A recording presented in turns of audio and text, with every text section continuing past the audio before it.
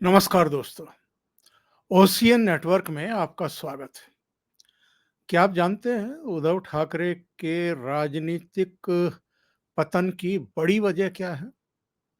उनका अहंकारी होना और इसके साथ-साथ उनका नासमझ होना, गलतफहमी का शिकार होना।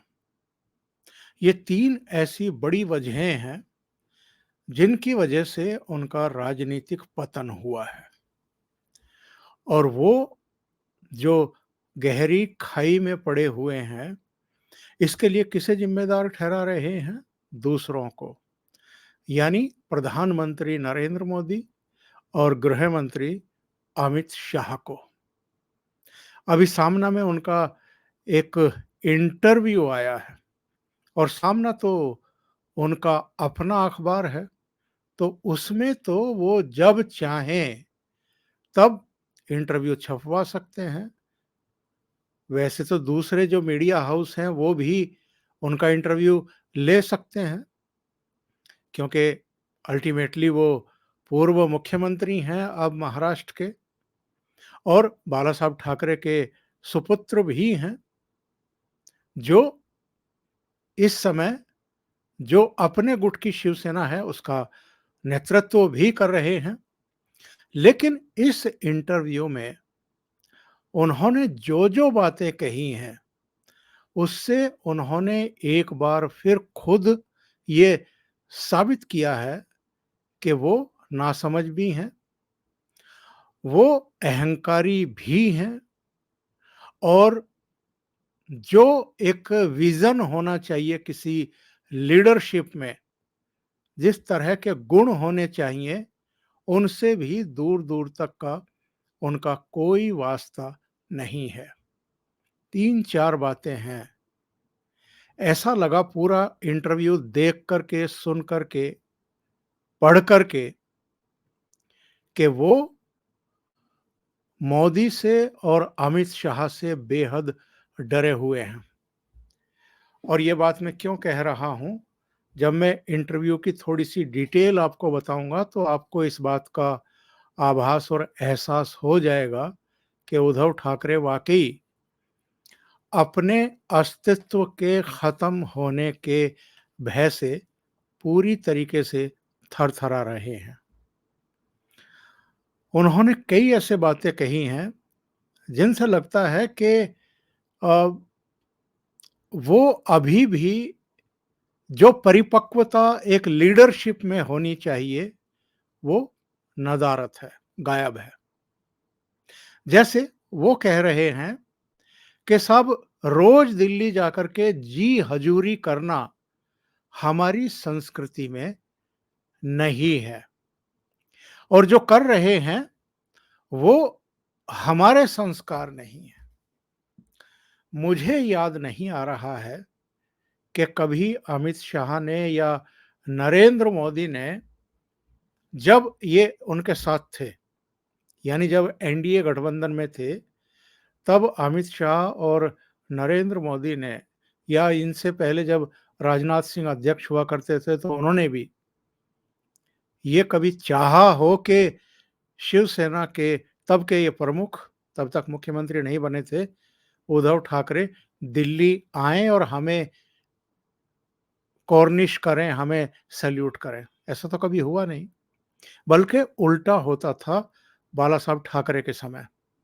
भारतीय जनता पार्टी की जो टॉप लीडरशिप थी, वो मातोश्री जाती थी और उनसे बात करते थे और अगर टॉप लीडरशिप भी नहीं जाती थी, तो प्रमोद महाजन मुलाकात करते थे या नितिन गडकरी या कुछ दूसरे नेता थे, जो मातोश्री जाकर के कन्वे करते थे कि भारतीय जनता पार्टी का नेतृत्व किन मुद्दों पर क्या विचार रखता है, फिर उसके अनुसार फैसले हो जाते थे। तो किसने कहा इनसे कि आप दिल्ली आइए और हमारी जी हजूरी करिए? मतलब ऐवें ही, बिना वजह भी ये बात का बतंगड़ बनाने वाली बात है और एक तरीके से अभी भी वो मोदी और शाह को बदनाम करने की चेष्टा ही कर रहे हैं। फिर ये कहते हैं इंटरव्यू में कि साहब ये जो मोदी और अमित शाह हैं, इनको कभी बाल ठाकरे ने बचाया था। अब ये किस संदर्भ में कह रहे हैं? जब ये गुजरात दंगे हुए थे, आपको याद होगा, प्रधानमंत्री अटल बिहारी वाजपेयी तब गुजरात के दौरे पर थे। उस समय गुजरात के मुख्यमंत्री नरेंद्र मोदी थे। अटल बिहारी वाजपेयी मीडिया से रूबरू थे। उन्होंने एक प्रश्न के उत्तर में कहा कि मैं चाहूँगा कि यहाँ की सरकार जो है राजधर्म का पालन करें, यानी मुख्यमंत्री राजधर्म का पालन करें। उनके बराबर में बैठे हुए नरेंद्र मोदी ने कहा कि हम राजधर्म का पालन ही कर रहे हैं।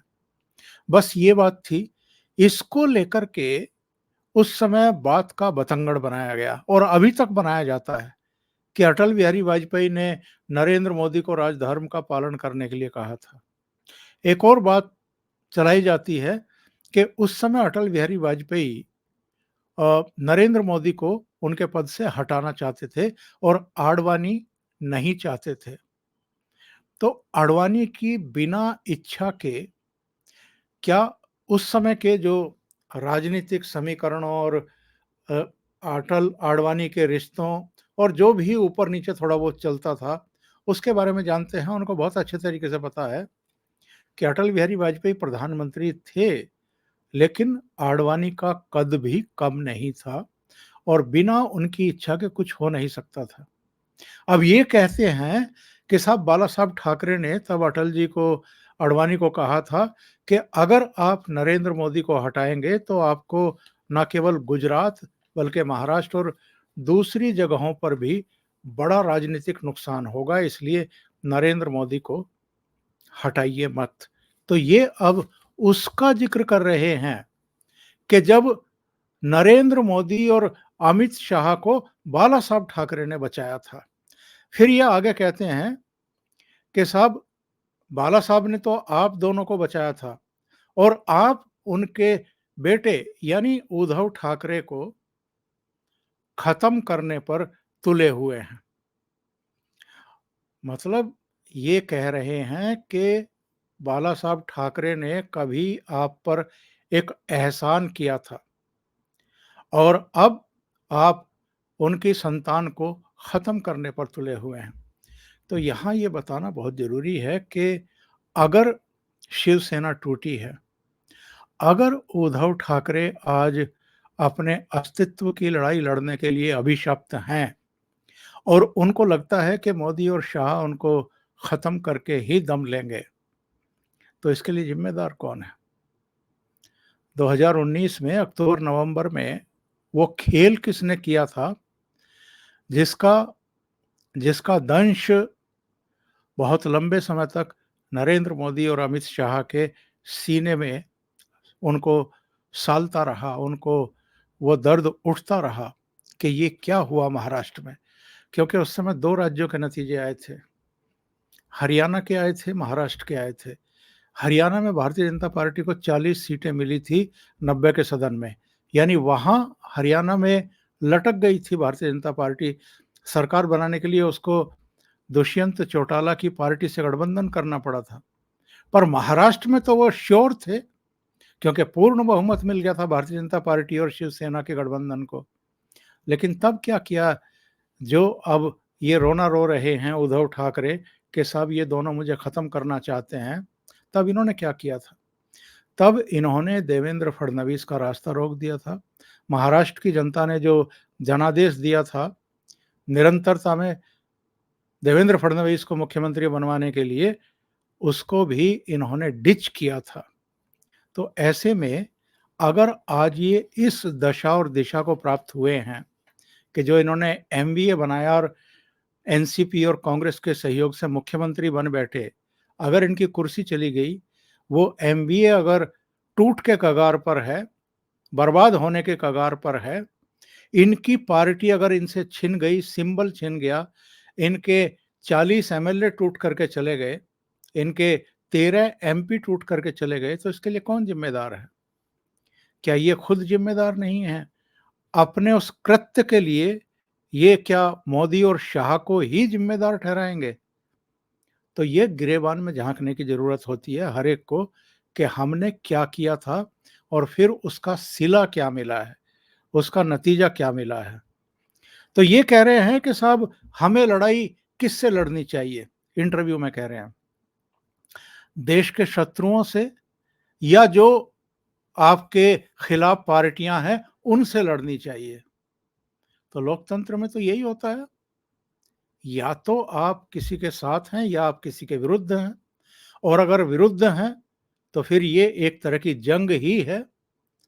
और वो तो कहते हैं कि प्यार में और जंग में सब कुछ जायज है। अगर आप 2019 अक्टूबर नवंबर में उनके साथ खेल कर सकते हैं तो वो आपके साथ खेल क्यों ना करें?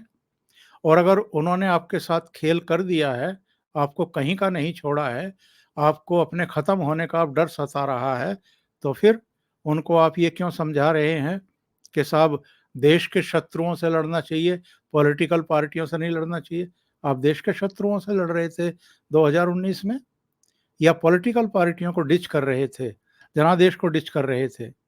फिर कहते हैं कि साहब हम तो आपके साथ ही थे, अकाली भी आपके साथ थे, क्यों छोड़ कर के चले गए? इस पर सोचिए। एक बड़ी बचकानी बात उद्धव ठाकरे ने इंटरव्यू में कही, ये संजय राउत ने इंटरव्यू लिया। कोई सवाल उनसे पूछा गया ईडी को लेकर के, सीबीआई को लेकर के, इनकम टैक्स डिपार्टमेंट को लेकर के। तो ये कहते हैं कि साहब सीबीआई और ईडी को तो मणिपुर भेजना चाहिए इनको, वहाँ शांति स्थापित करने की ज़रूरत है।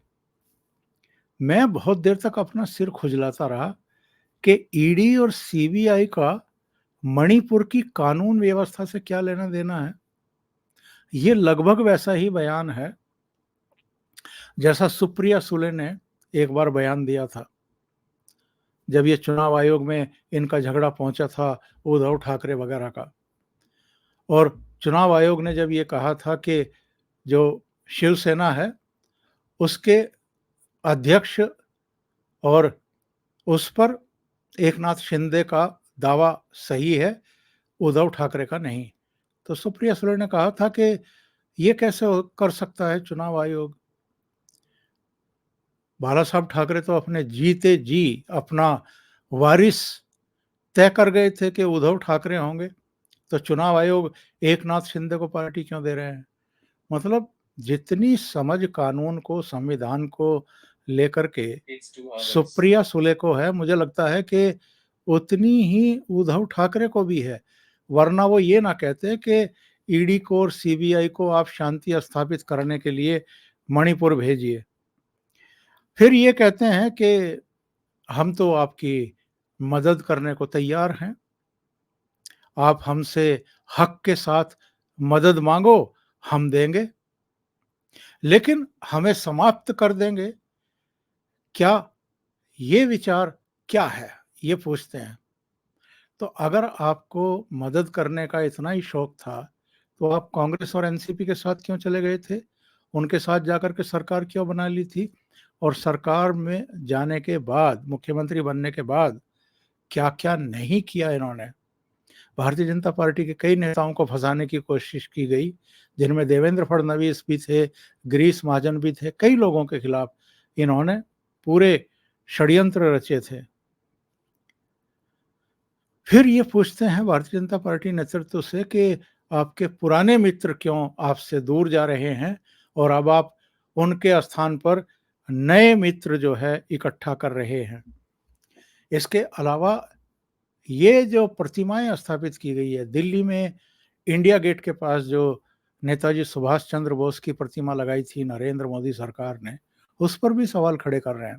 कह रहे हैं साहब जर्मनी में उनकी बेटी है, उनका बयान आया कि नेताजी सुभाष चंद्र बोस की विचारधारा तो अलग थी, ये तो दक्षिणपंथी हैं भारतीय जनता पार्टी वाले, तो इन्होंने मेरे पिता की प्रतिमा स्थापना क्यों की? तो उस सवाल को ये खड़ा कर रहे हैं कि आप तो दक्षिणपंथी हैं, वो वामपंथी विचारधारा के थे। क्या आप सुभाष चंद्र बोस की विचारधारा से सहमत हैं? किस तरह की बातें उद्धव ठाकरे कर रहे हैं। सुभाष चंद्र बोस, उनकी विचारधारा तो राष्ट्रवाद थी। वो तो देश के लिए लड़ रहे थे, देश की आज़ादी के लिए लड़ रहे थे। और उन्होंने तो एक अलग सेना खड़ी कर दी थी देश की आज़ादी के लिए।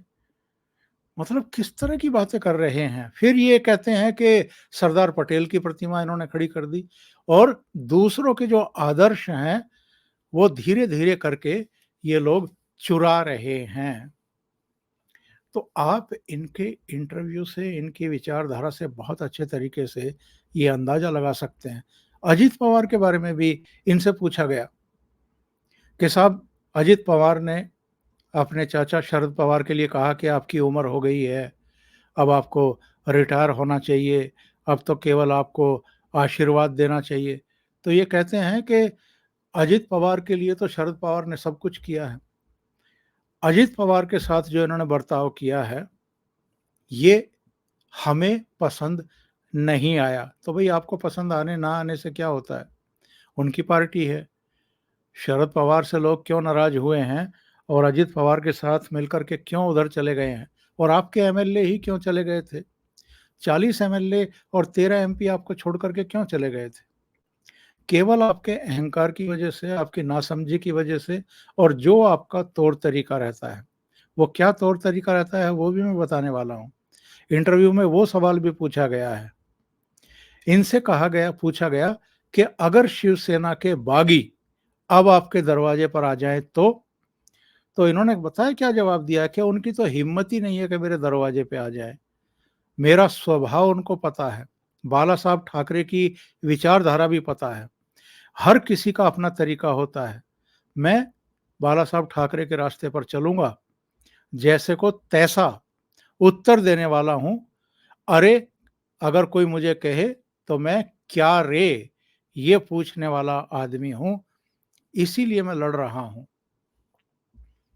फिर कहते हैं कि पवार साहब की विचारधारा अलग हो सकती है और वो उस तरह यानी अपनी विचारधारा के अनुसार आगे बढ़ना चाहते होंगे तो उनकी इच्छा।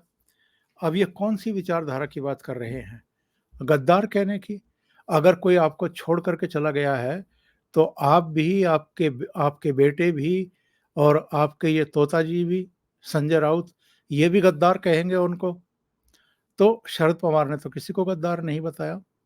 शरद पवार की किसी पार्टी के नेता की भी हिम्मत नहीं पड़ी कि वो अजित पवार को या साथ छोड़ कर के गए लोगों को गद्दार कहें।